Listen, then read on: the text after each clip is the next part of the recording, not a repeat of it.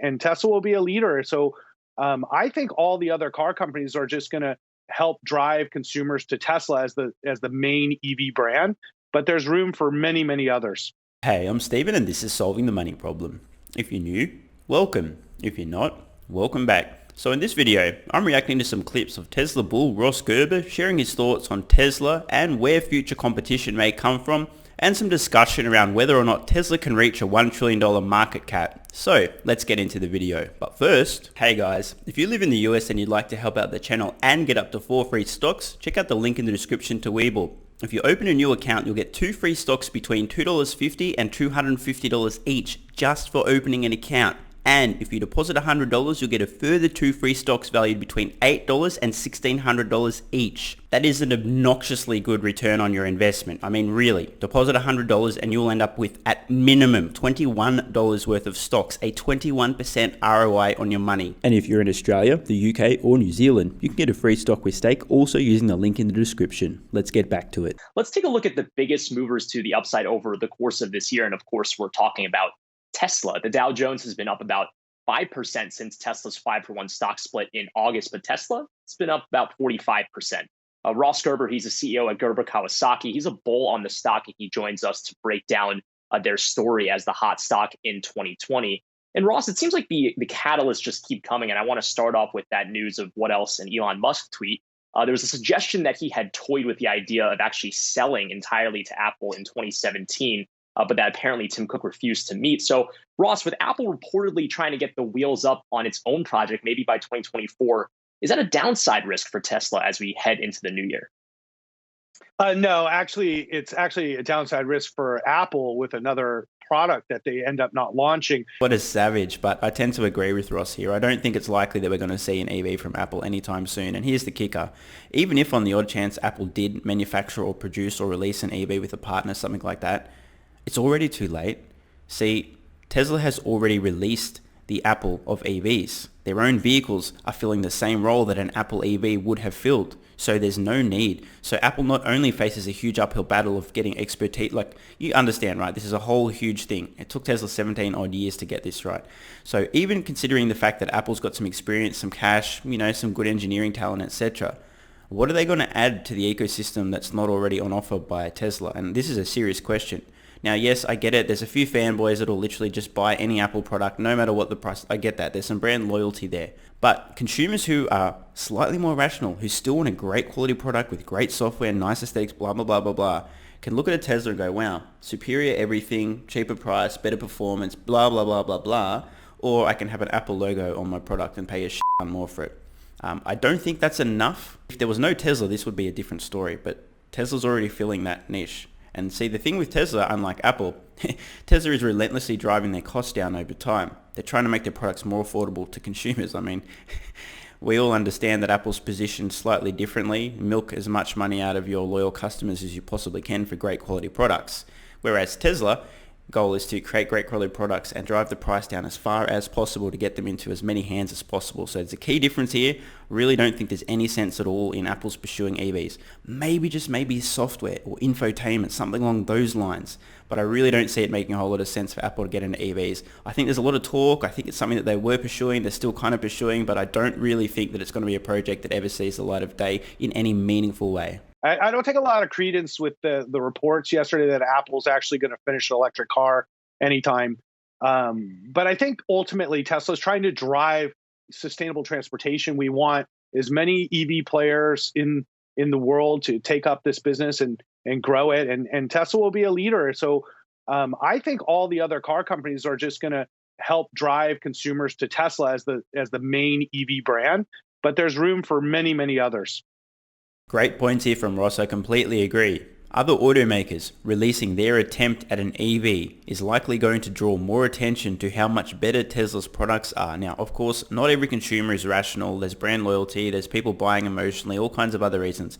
But many, many consumers who now see an EV from Ford or some other company, doesn't matter who, will jump online, do some research and discover that for the same amount of money or less, they can get a better value vehicle, more performance, better features, functionality, updatability, total cost of ownership, efficiency, all sorts of other things. Again, not every consumer is going to do this, but many will. And so each time that another automaker is actually advertising or gaining the attention of a consumer, drawing them into the world of potentially buying an EV, many of those people are then going to discover Tesla and become Tesla customers in the future. But as Ross also mentioned, there's plenty of room for lots of competition in the marketplace because the EV market itself is going to explode over the next 5-10 years.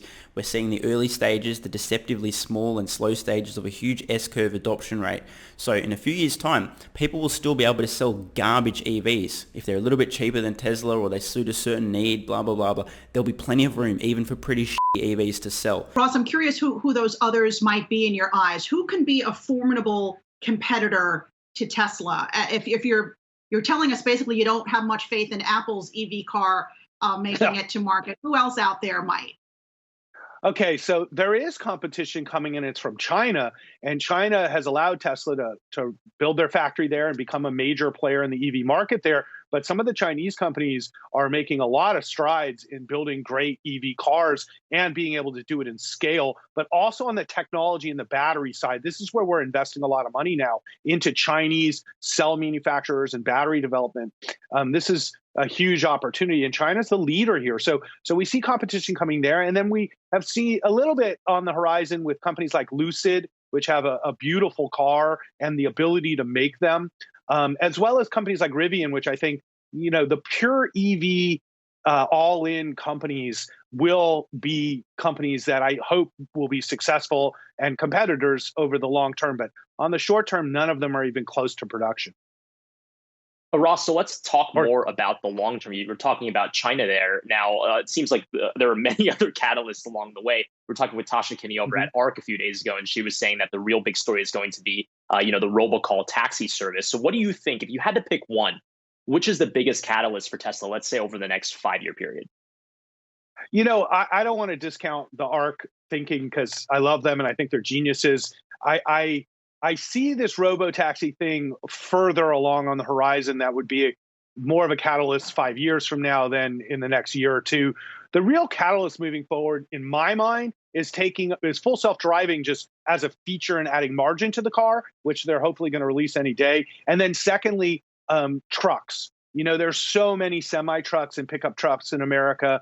It is a huge market for Tesla. Tesla Texas is going to be the crown jewel of the Tesla Terafactories and making cells, battery packs, all the way into trucks that will be the most incredible, powerful electric trucks ever built. So I see that as the short-term catalyst. So in a year, we expect Texas to be up, and then within 18 months, trucks being delivered in scale. So, this is an exciting time for Tesla because that market is enormous.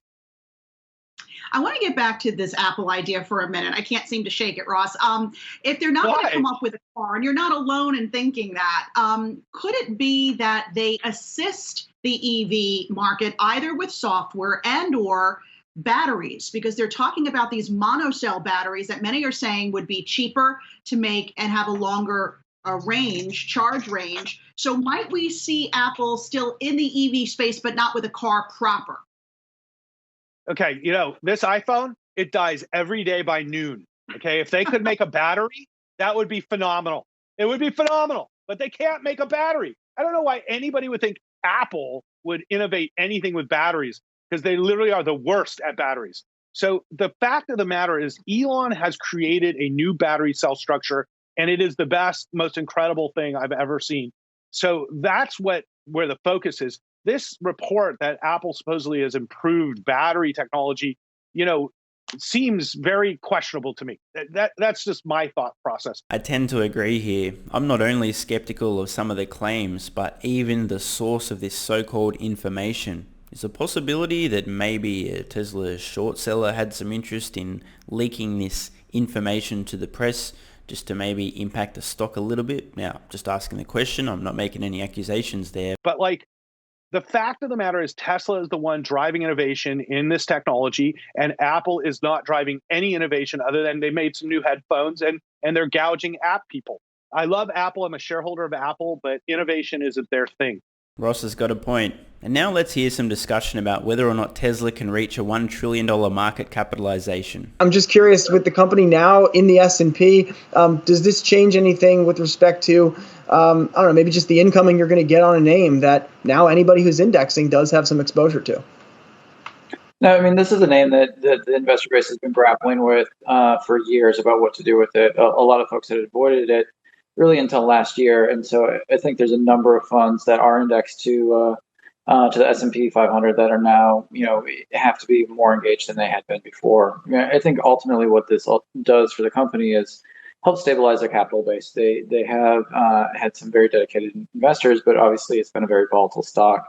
I think with the inclusion in the S&P 500, you're going to start to see a little bit less volatility in the stock, and it will help them, I think, over time in terms of that stable capital base. Colin, what has to happen for Tesla to reach the $1 trillion market cap level? We're not seeing that discussion being started right now, but if they're 2021, it looks like what they've done in 2020, just in terms of stock price performance, in terms of profits, in terms of narrative on conference calls. Do you think they hit that next year, or what would get them there? We've got to get a little bit more information from them, but really at the end of the day, I think the elevated levels on the stock and the potential for it to go higher is going to be driven by their autonomous vehicle program. I tend to agree with Colin here. I think that the medium-term catalyst for Tesla stock to go to a whole other level of ridiculous is going to be sometime between now and when Tesla first legally deploys its fully autonomous robotaxi without a human driver in the vehicle at some location on planet Earth.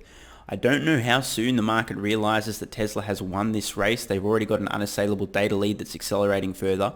But sometime between now and then, I don't know when it is, but the market will realize, holy shit, Tesla is going to do this, and holy crap, no one's catching them for a couple of years. This is epic. They've got almost 1 million vehicles on the road right now collecting data.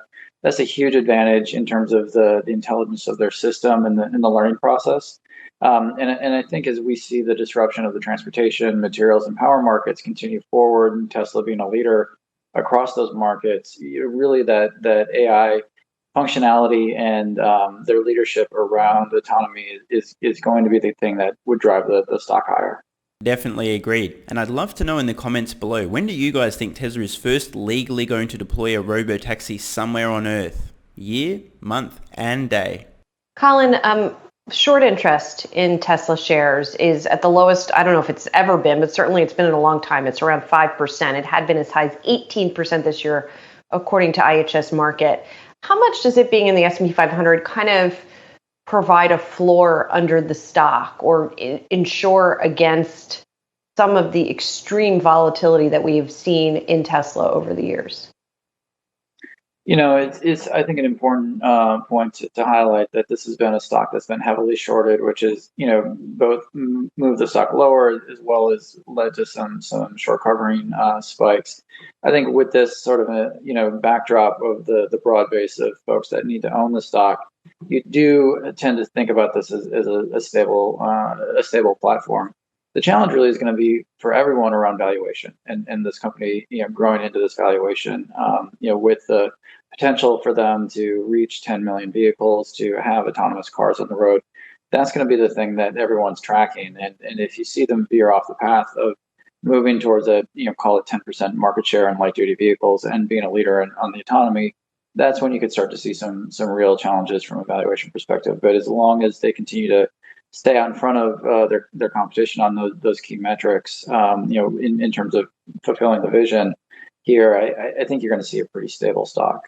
Colin makes a lot of good points here. I think 2021 is going to be more stable for Tesla stock. There's a lot of positive things going on. I think there's potentially a lot of surprise to the upside, and I think a lot more people now are starting to understand this company, and there's a lot less uncertainty, and a lot of the FUD is far less effective these days. The numbers aren't lying. People realize Tesla has won the decade. They have an unassailable lead, first mover advantage, superior technology, great leadership, winning, winning, winning.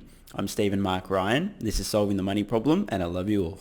And don't forget, if you live in the US and you'd like to help out the channel and get up to 4 free stocks, check out the link in the description to WeBull. If you open a new account, you'll get 2 free stocks between $2.50 and $250 each just for opening an account. And if you deposit $100, you'll get a further 2 free stocks valued between $8 and $1,600 each. And if you're in Australia, the UK, or New Zealand, you can get a free stock with stake also using the link in the description. Thanks so much for watching. Let me know your thoughts in the comments below. And of course, if you have any ideas for future videos, let me know. I read all your comments. P.S. If you're still watching, you're awesome. If you'd like early access, exclusive videos, regular Q&As, our private Discord server and more, consider supporting the channel at patreon.com/solvingthemoneyproblem so I can keep creating content for you guys. There's a link in the description. You can now also become a member of the channel for some exclusive perks. To learn more, click the join button next to subscribe. And don't forget to check out our merch store. Either way, the best form of support is you being here and watching, so thanks again.